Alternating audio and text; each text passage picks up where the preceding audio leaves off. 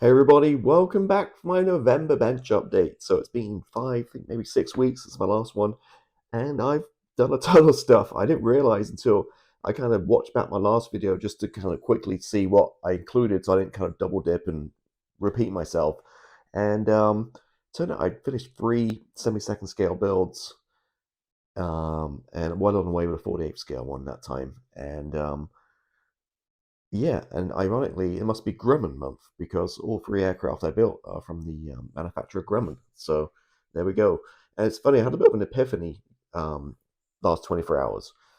And I didn't really realize this, but when I kind of thought about why I like to build, that kind of thing, talk about Grumman, it kind of got me going a little bit. And I thought, well, God, I really like, if I look at what I keep and what I sell and that kind of stuff, I always keep like Navy stuff pretty much. And what I enjoy building is kind of 80s, 90s US Navy. And I'm just not a big fan of US Air Force stuff. Like I've never ever liked the F-15. I mean, as a model to build, I built a few. It doesn't really get my juices flowing. F-16s, built a few of those too, obviously recently as well. Again, not okay aircraft, but when I get into like Super Hornets and Super Tomcats, that kind of stuff, that's what my wheelhouse is for sure. So yeah, I never really kind of put the two together, and then I realized, oh, maybe that's my thing. Maybe it's 80s, 90s US Navy, and then obviously the RAF stuff as well. So that's what I'm really got into enjoying recently. So which way should we do this? Let's start with before I get into this. Let's talk about what I've been. Well, let's talk about what I finished. Let's do it that way around. There's so much to talk about. Trying to structure this the right way. So talked about this. This is well on the way last time, 6 weeks. I mean, I finished this a couple of days after the last video, about 6 weeks ago. And this is the KA-60, basically the A6 tanker in semi-second scale. Fujimi kit.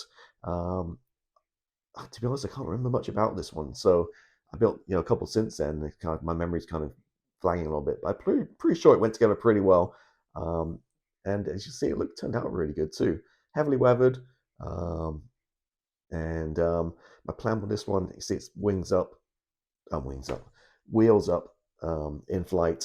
The pilot's there, and I was going to do, this in flight diorama. So I've got the fueling thing in the box there, bit of wire coming off with the aircraft behind it. I think, like I mentioned last time, I think I'm going to hold out for Hasegawa, bring out their semi-second scale Viking, which is very soon now, allegedly. So I think maybe that might call it subject to build, towing behind this guy because I've certainly built enough Tomcats recently, as we're going to talk about. So, so this guy, again, KA-60, not a very prevalent subject to find, but yeah, okay, I'm pretty happy with this guy. It's yeah, little semi-second scale guy and very cheap. Well, I think I got a cheeky offer on eBay, but I mean, buy these kits, about $20. They're not super expensive for the normal A6. This variant, I think I made a bid for like $25 and got it on eBay a few months back. Next up, I worked on this, which I'll be pumping on social media a little bit, and that is the F-14A 72nd scale Academy kit, which is a beautiful kit and done in everybody's favorite movie, Top Gun, 1986. One, not the recent one, obviously. And first time ever I've done ocean base. So there's a guy on YouTube. If you just put in like ocean base diorama or a tutorial or something, you'll find it. It has like 1.3 million views. I think it might have been Scalathon, but I could be wrong. It could be somebody else. But I just followed basically his tutorial loosely. I didn't do all the steps because it's a little bit in depth. That's for boats. This was just a simple accent for my aircraft here. Obviously, it's flat spin over the ocean, over the Pacific.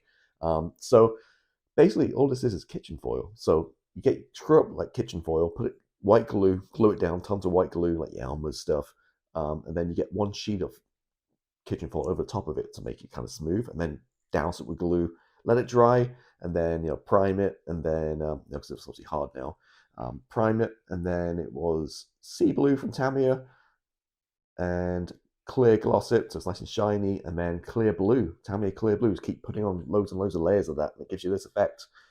When I first put it down, it was very dark, and I was kind of a little worried about it. It's like, but once you get that clear blue down, it lightens it up a little bit. And for a first attempt, I'm pretty happy with that one. I'm not going to lie. And this is just a Hobby Lobby $2 piece of wood base with some acrylic rod I bent with a heat gun, epoxied it in here, and epoxied it into the aircraft too, because balancing one on this like this, it wasn't really having it very well with super glue, so I really had to epoxy it in, 5-minute epoxy, so that's going nowhere.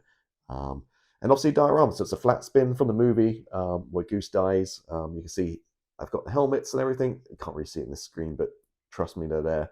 And if you see the markings on the aircraft, barely see it says Maverick and Goose. And on the rails, they've got the names, which is obviously Pete Mitchell and I know it's Bradshaw. I forgot his first name. It's Nick Bradshaw. Is it Nick Bradshaw? Yeah, yeah. So then I put a bunch of fiber fill in there, painted it like oranges and yellows, help like the fire coming out. That effect, it's okay. I mean, not that amazed by it, but yeah, got it with so is sitting his head as a movie, sitting his head on the canopy, and obviously Maverick's a little bit lower down at the front there because the way it's designed, obviously, yeah, plenty of videos about that one for sure. So yeah, really good. I got the from the Top Gun prop people on Facebook. I got the as you've seen before, I've got the picture, the painting guides in terms of the fading. So I managed to kind of fade it loosely, towards paint it kind of how the real aircraft was, and also the decals from JD Design. JD Design being Def Models kind of decal range. Yeah, no problem at all. Loved it. Great build. Wheels up. Academy kit. Great kit. It's the F-14 in 48 scale. This is like the 72nd scale version of that. Just falls together. No problem at all. Slide molded weapons, which is nice, which you don't get in a fine molds kit. No weapons, which I'll talk about in 2 seconds. So again, there she is. All right. Let me check. Yeah, just checking my microphone on because I spent all week last week for my Patreon show recording the build series for my next one, the next Tomcat, and realized my microphone wasn't turned on, so I had to voice over it all. So a couple of additions. So picture quality wider and better. I did use for these kind of shots. I was using my old iPhone XS. I got a 15 Pro, which I'm really liking, and you see the picture quality is amazing on this one. So way sharper. Do have some weird lighting right now. It's kind of like a stormy day. And with the light on here and the other light, it's a little bit shadowy and stuff. But trust me, with daylight, it's a great camera. It's good for recording too. So I got that, and then I got a microphone, a lav mic, which I'm still trying out. Which basically, I got a thing that clicks into the USB-C in the new iPhone, and this just improves the sound based on compared to the actual phone itself. Now I have been struggling with a head cold just on the final tail ends of it, so I'm a little bit nasally, and yeah, so I might sound a little bit different to usual for that reasons, but yeah, so that's help increase the production quality here. The third one, which is, excuse my turning my back to you, but it's behind me, and it's this little beast, another Tomcat. So built that one, started working on the MiG-29, which we'll talk about, and then in between paint stages and assembly stages, I want to start something else, so I could help myself. So I bought this kit, which we'll talk about later on the show, purchases. But this is Fine Mold's Aggressor F-14. Now it comes like this out of the box. It's got the spine, you got the radome, you got the radar, all the avionics bays, that kind of stuff open. And this is one of those trumpeter display cases, which I really like. It's good for 72nd scale. Coastal kit's diorama based. Now I know it's obviously a carrier deck, and this is Aggressor wouldn't be on the carrier; it would be on the land. But hopefully, you forgive me with that for you river counters out there. But there we go. Again, it's limited what I can show here with the glare and stuff. But these cases are great, keeps all the dust off it, and really great kit. Now, a lot of work, a lot of painting. Did use a mask set from Aero Masks for this one, and everything else is out of the box. I mean, it came like this. Like I said, no weapons, but I guess it's an Aggressor, so it's fine. You don't really need them, and a beautiful build. And yeah, very excited to have this in my collection for sure. Now, I'm going to put this down before I drop it, because I will drop it. Ugh. So I've knocked all those out in 6 weeks. It's crazy, right? But not only that, bonus, I've been working on this guy, which is Great War Hobbies MiG-29, another great kit, and going together pretty well. This one's going to be in Digicamo, so that one there with the tiger on the back. So it's basically a light ghost gray color, XF24 dark gray for the accents, XF19 for the wheel wells, and you see I painted like, like, I think it's XF3 or XF4, whatever the zinc chromate kind of color is back here. Again, I'm just using some artistic license there because I'm gonna have the engines, which are beautiful. So I painted the engines up. I'm holding them in the light, might look better, but all different metallics. I'm really happy how I got these to turn out, these engines, and I'm actually gonna have them in the back like that, with the panels off, so you can actually see them on the back. Or maybe that side might be better. There we go. So it'd be like that. I think create a lot of visual interest. So like this. So yeah, coming along nicely. So I painted it. Used originally MRP paint. Had some light ghost gray to use up, and struggled with that one. Not using for a while. Wasn't a crazy air pressure, probably 10 to 15, but just really struggling to get a good paint down. So I switched back to my final little dribbles of Mr. Hobby lacquer paints, which is actually same shade. You couldn't tell the difference. Exactly same shade, identical. Sprayed much better, but I was out, ran out, and then came back to some touch-ups at the end, and I thought, I'm out of paint, so around work stop, so I get some more like Mr. Hobby lacquer paints. I use the MRP paint. So this time I turned the compressor way down, like lowest it went, to like 5 psi, and actually sprayed beautifully. So I should have done better. So 5 psi actually went down really nicely. 10 to 15 was a bit of a handful. Trying to get it down, but it just, covered nicely. And get a quick LP9 gloss clear coat to seal it all in and get ready for the decals, because this whole thing's going to be covered in decals, the Digicamo ones and the Tigers and stuff. Underside's going to be plain, but the upper side is going to be decked out. So yeah, it's going to be cool. So that's my job, maybe for later tonight, or if not tomorrow, start decaling this guy, and hopefully it'll go down okay. And that's kind of what I'm working on. So got that one. These are all finished. That one's in the works. Not sure what I'm going to do next. I'm just going to, a couple more weeks work on that one to finish it, probably at least. And then we'll work into a new project. Got my van home Millennium Falcon. You've seen I put parts 3, 4, 5, and 6 up. I had a broken part. So guess what? Reach out to Fan Home. Great. They sent me a spare part, and let me show you the spare part I got.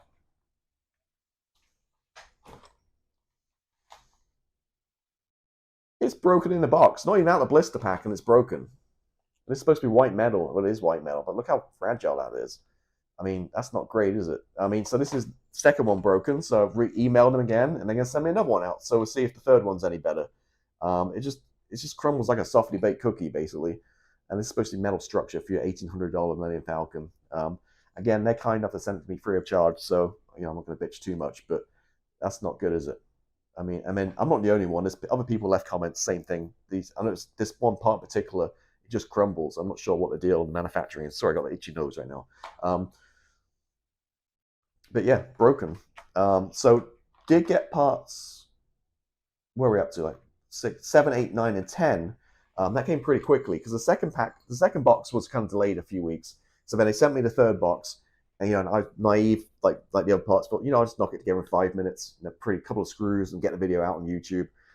There's actually some hardcore modeling in that one. There's some painting you have to do, some dry brushing, the interior, some seats. You got to get some money put out and do the seats. So it's not quite shake and bake as the other parts are, which is kind of a good thing, I guess, right? So it's going to take me a little bit longer to get those videos done. So I think maybe I'll get decals on this one, then I'll get back going, filling some seat cushions and getting some stuff done on that one, and getting that moving along too. At which time, hopefully, get the spare part for that, the broken part from part 4, and then we're up to date 1 to 10. So that's else what I'm working on. What else? Purchases. So I've kind of alluded to what I've got already somewhat. So we obviously talked about this when I built it. It's right down there now. But this is a kit I built before the box. $45. This day and age, it's fully open with all the detail. It's probably not such a bad deal. Really hard to find this markings, the fine molds one, but it is available in Sprue Brothers at the time of filming this. I bought this because this one was a deal of the day. Exactly the same kit. They're both an A. The only difference is this has decals for the Aggressor version. This just has decals for the Freelancers, and a Black Knights. But obviously, there's so many decals out there. It's an A, so you can do whatever your heart desires. You can find markings for pretty much. So $22, which I thought was a great deal. Obviously, it's a really nice kit. No weapons or anything like that. So I bought that. I bought this one at the same time for full price. So, for less than $70, I got both of these guys. And as you can see, this one builds up beautifully. Probably won't build this one for a while. I'm not sure if having that one opened up, this one probably may be closed. I don't know. But it seems a waste, that detail, just to close it up, right? And what else? So, talked about these before. I got 5 of these. And these Hobby Headquarters acrylic display cases. So, a little bit bigger than the trumpeter I just showed you, which means 48 scale Legacy Hornets fit in these. Super Hornets, you can get them in there. I got one in there. You just got to tweak the horizontal stabilizer, angle it slightly, it'll fit in diagonally. My Tamiya 48 scale F-35 fits beautifully in one of these. And great for the price. I mean, $65, $70, and you're getting 5 of these. It's very heavy too. A box of 5 weighs 19 pounds from UPS, so it's definitely heavy. A lot of packaging too. And the tip with these are, the first time I tried to build this, I was fumbling around. It took me a while, and I realized just put the 4 sides together, put it on the base, and then slap the top on, and it takes like 30 seconds. So 4 sides together, then put it down. Don't try to build each side individually. It gets too tricky that way. So I got 5 of these. And because I like them so much, I bought 5 more. So I got 10 of these total. So that's all I need. But one of those things where it's one of these products where if it's something you need or like, buy it now, because you won't see it. Chances are in a couple of years' time, they won't have any, or the prices will be double, triple. These trumpeter cases, a few years ago were $10, now like $30, $45. So 65 for 5 cases. You can easily fit your 35th scale armor in these as well. Small 16th scale, I think you can fit in as well, armor. And looking at it as well, you could probably easily fit in a 24th or 25th scale car as well, but they're kind of a little bit high for the cars. You always can put a shelf and put 2 of those in. They're kind of quite high for a car, I think. And even this Top Gun tire armor, that this one guy right here, this fits in the case. And I actually deliberately did it this height so it would fit in. That's why it's kind of so close to the base. It's not super high off it. So one of those times was buying 5. I wanted to, each time it's actually 2 kits. So I bought this kit with the first 5. This is a Tamiya F1 car, the 89 Ferrari, Nigel Mansell and Gerhard Berger. Some really good markings on there. It comes with the figures as well, the helmets and stuff. So this is I guess it's old new stock, because these F1 cars came out years ago. You can't really find them. They go for big money on eBay. And they had quite a few different ones as well. So, not too much in the box. One nice thing is you do get the driver figure, which is kind of nice. And obviously the decals with the helmet. My Patreon followers will know, a weekly video there that, I'll be talking about these tires. The smell of Tamiya rubber tires, that brings back my childhood, and such a delicious smelling model part right there. Yeah, that smell, oh my god. Red sprues, black sprues, and that's pretty much it. Not a ton of stuff, but they build up to really nice kits. I think 20th scale, right? I'm pretty sure. Yeah, 120 scale. And I built the Williams F-14B there too, years ago, and that turned out beautifully. So this is nice. I think actually Mansell was in that car too. So if I did Mansell Ferrari, actually make a nice little double pack right there. So I think Mansell's at the top.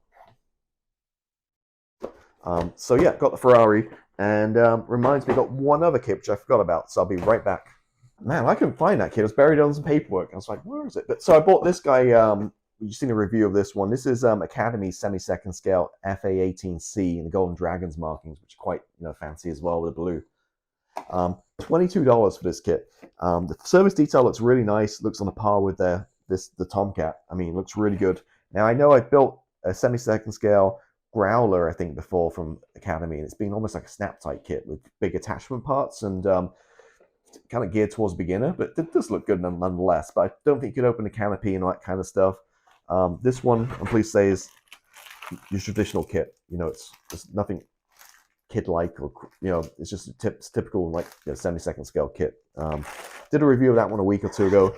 and looks beautiful as well. I mean, I'm really buying a lot of these 72nd scale kits recently. There's actually Nimrod on the wall behind me there kind of spurred me on, even though it's a big aircraft in 72nd. It was just, I don't know, I just kind of got an inkling to get back to this. I'm finding, they're pretty simple to put together, or some like Great Wall Hobbies are pretty tricky.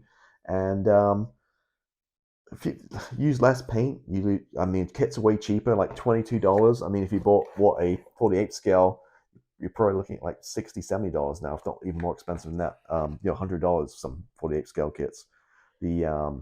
Or if you want to get the F-14 from Great Wall Hobbies, allegedly $180. Like, who'd pay that? I don't know. But so, this economy and stuff, these 72nd scale kits are still pretty good bargains. And you get building pretty quick and get into the exciting part for me, which is the painting, weathering. So I built a few of these recently. And beautiful detail as well. So there we go. Easy display, takes up less display room. So yeah, I'm definitely a fan of these right now. But obviously still working my 48 and bigger stuff as well. So yeah, Golden Dragons VFA 192, and yeah, looks like a good kit. So got that one, and the final thing to show, as I'm gonna knock all these boxes over, stay, is our set of masks. So you obviously knew I just talked about earlier in this video about the Aggressor F-14. I used the aero masks. I also picked up this set at the same time. So this is for the FA-18C in like a Splinter kind of desert camo, and an Aggressor. And this was 72nd scale. So I spoke to Jim at Aeromask and said, hey, can you upgrade it to a 48 scale kinetic kit? He's like, sure. So he a couple of days, and he came back and he's upscaled it. So this is now available for purchase too. And these aren't very expensive, I think like $10, $12. But when you get patterns like that, obviously it's way easier to use a mask set than try to mask it by hand. So yeah, bought this one. So that's another upcoming build coming up too. As you know, this year in particular, I don't think I've built any kind of grey aircraft, other than this and this. Mostly, I like to do patterns and something eye-catching. So I've done tons of Aggressor patterns, Arctic Camo, A10.